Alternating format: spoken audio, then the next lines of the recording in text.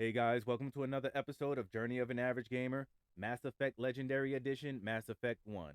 This is going to be the Paramour overview guide, and it's not going to be an in depth what you need to do kind of guide because it's relatively simple. And the reason why I say it is because if you play the game long enough, you're going to realize one thing. When it comes to your options, the top option is always going to be your paragon or your good option or your favorable option or your flirtation. The option in the middle is always going to be your neutral, bland statement that has no effect either or. And your bottom one is always going to be the renegade option or the bad boy option or the rejection or the attack. So when it comes to who you're going to mate with, you're always going to use this guide to determine going into the game who you want to actually have a relationship with and always select the top option. This is going to make things that much easier when you want to choose a mate. So, as a character, you can either choose between being a male or female. So, the male shepherd is John and the female shepherd is Jane. But if you know anything about the fandom, they always refer to the female shepherd as femme shepherd. So, there's actually three people you can actually have a relationship with, but for the game's sake, there's only going to be two per person. So, male shepherd can actually have a relationship with Gunnery Chief Ashley Williams and Dr. Liara Tassoni. Femme Shepherd can only have a relationship with Caden Alenko, Lieutenant Caden Alenko, and Dr. Liara Tassoni.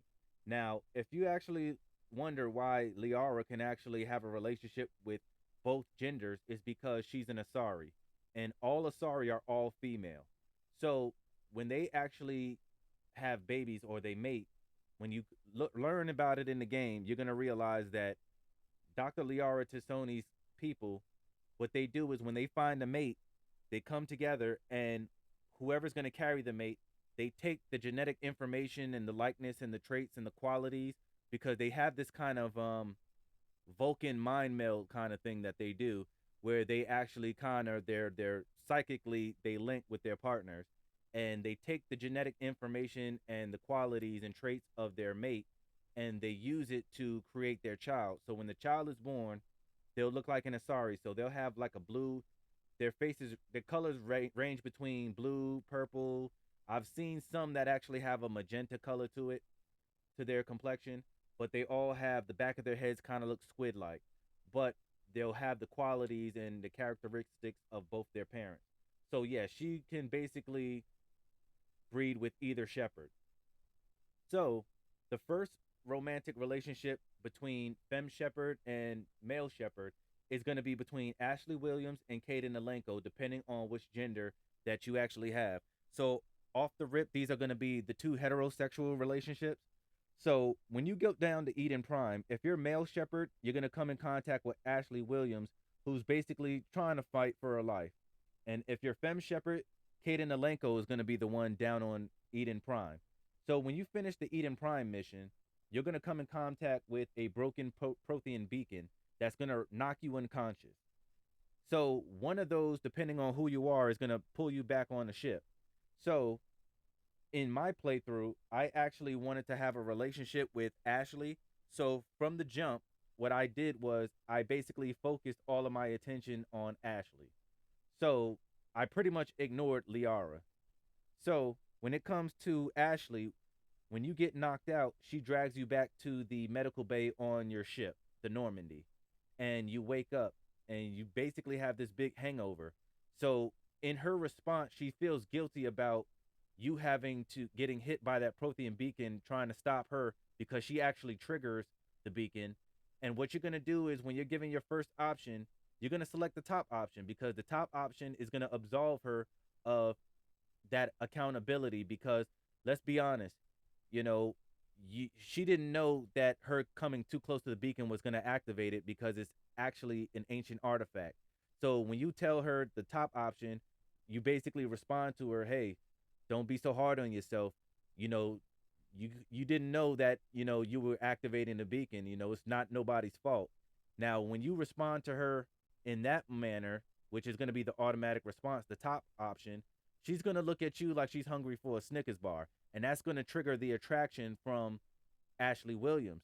You're gonna do the same exact thing if you're playing with Fem Shepherd towards Caden Alenko. So that's gonna start the initial attraction.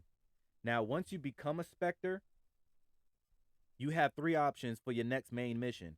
You can either go to the Novaria or you can go to Pharaohs. Now, the reason why you don't want to go to Novaria is because the matriarch is there. And the matriarch is actually Liara Tassoni's mother. So what you're gonna do is you're gonna go to your third mission, which is to actually go get Liara Tassoni. So you go to get Liara Tassoni, and this is what you're going to want to do if you are coming into the game purposefully wanting to have a relationship with Liara. Basically, once you finish the mission where you rescue Liara Tassoni, you go down to the medical bay, and behind Dr. Chakwis's medical bay, she's actually going to be sitting by the computer because she's a scientist doing research. And what you're going to do is you're going to continually select the top option out of all of your options to choose from. So you'll get a little bit of flirting in, and as you can tell, she has that cute little girl next door, ditzy personality, but it's like not that airhead personality, but you can tell she spends so much time in her work and not socializing, which you learn about her later in the game.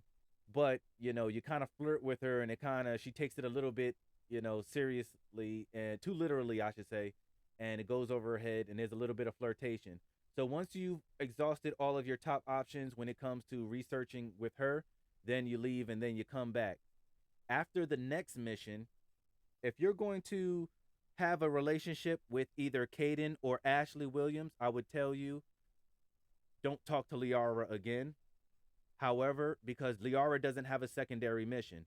Remember, the only people that have secondary missions are the people you can't have relationships with. So Garrus, Rex, and Tali all have secondary missions with secondary assignments. So if you talk to them after every mission, you'll get the Rex's family armor assignment, the Dr. Salion assignment from Garrus, and also Tali's pilgrimage from her. So because Liara doesn't have a secondary assignment, if you want to have a relationship with either Caden or Ashley, don't talk to Liara again. So completely avoid her. So that would eliminate the conflict.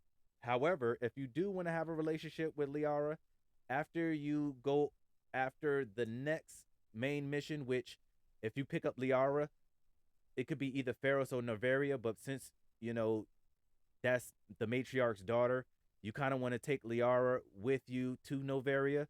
So if you do Novaria as your next main mission after you get Liara, you can go back to her on the medical bay, talk to her after that main mission, and basically this is going to be a confrontation, not necessarily a confrontation, but an affirmation of what's going on here. Because, like, say for example, on my second playthrough, when I actually wanted to have a relationship with Liara, I actually did the first option when it came to Ashley, and that since that time, there's actually going to be a little bit of sexual tension from Ashley towards me that is not actually being displayed in the game. So when you go to that second mission with Liara and you talk to her and you start flirting, she's going to say, hey, I like something of the nature of, I thought there might have been some chemistry going on between you and you and Ashley. And what you're going to do is you're going to select the top option, and basically your femme shepherd or your male shepherd is going to say, uh, you know, we're just friends and we're just working on things. And then you basically agree to, that you're interested in each other, but you're going to take things slowly. So that's what's going to happen with between them. Now, let's say, for example, you're straddling the fence. There's going to come a point in time where you can't straddle the fence anymore. So let's say, for example, like how I told you, if I'm going to have a relationship with Ashley, I'm not going to talk to Liara anymore. But if I'm going to have a relationship with Liara, I'm not going to talk to Ashley anymore. If you continue to talk to both of them, there's going to come a point in time where they're both going to confront you, and you're going to have to make a choice. Either you're going to have to choose Ashley and break Liara's heart, or choose Caden and break Liara's heart, or choose Liara and break the other's heart. But you're going to actually be confronted if you talk to both of them in a flirting manner. So you can't avoid that. Now, there is going to come a point in time where there's actually going to be a choice you're going to have to make when you get to Vermeer. And the reason why you're going to have to make this choice a difficult choice is because if you plan on having a relationship with either Ashley or Caden, there's going to come a point in time in the end of Vermeer where you're going to have to choose who lives or who dies. I hate spoilers. I know. You can go ahead and put a little virtual smack on the hand at on in the comment section, but you're gonna have to make a choice on who lives or who dies. So if you already know that you're gonna have a relationship with Caden or a relationship with Ashley, what I would suggest you do is when you split up the teams in the beginning before you start the mission Vermeer, what I would tell you to do is let that person go with Captain Kirahi. And the reason being is Captain Kirahi, if you take the person that you're going to save, because you're going to split up your team. If you take the person that you're going to save and put him with Captain Kirahi, when he gets back to the Normandy, he's going to actually have more supplies for you to buy from. Plus, his story is going to continue into the next game if you decide to import your next player back into the game. So whoever you're going to have a relationship with, send them with Captain Kirahi. Now, if you're going to have a relationship with Liara, it doesn't matter who you sacrifice because you're going to have a relationship with Liara. But who you do sacrifice will not be in the second and third games if you choose to import your character into part 2 or part 3. So after that takes place, you're going to get to a point in the game right before the last mission. There's going to be a lockdown. So once you get to the lockdown and you go to Ios, which is the last mission, the romantic scene is actually going to take place where it's going to be like you know kind of like the movie where it's like, all right, this is the big fight, we're going into this big suicide mission, we might not live to see the next day, so let's give into each other. And basically that's going to trigger, it's going to automatically, if you've been doing what you're supposed to be doing and selecting the top option after every mission, the romantic scene is going to automatically trigger because of that relationship. So you're forced into it. So that's pretty much it. Now, in the beginning of this video, I said you can technically have sex with 3 people. And basically, the third option you're going to be able to have is going to be the Asari Consort. So if you go to the Asari Consort and you do the mission, which I actually did the little Paragon route. I wasn't gonna be the sleazy McDeezy when it comes to the Asari Consort. But basically, when you finish the Asari Consort mission, she's basically gonna give you a gift, and that gift is gonna be words of affirmation. If you actually select the bottom option or the negative option and you voice your discomfort, she'll basically give you sex instead. But the problem with that is it's not going to unlock the Paramour achievement for this game.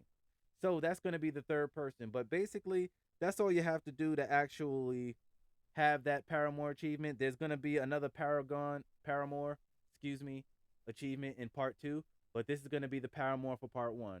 So again, whether or not you're a femme shepherd or male shepherd, between the 3, I would, going into the game, figure out which one you want to have the relationship with, nurture the relationship with whoever you want to, and ignore the other one so that way there's no discrepancies.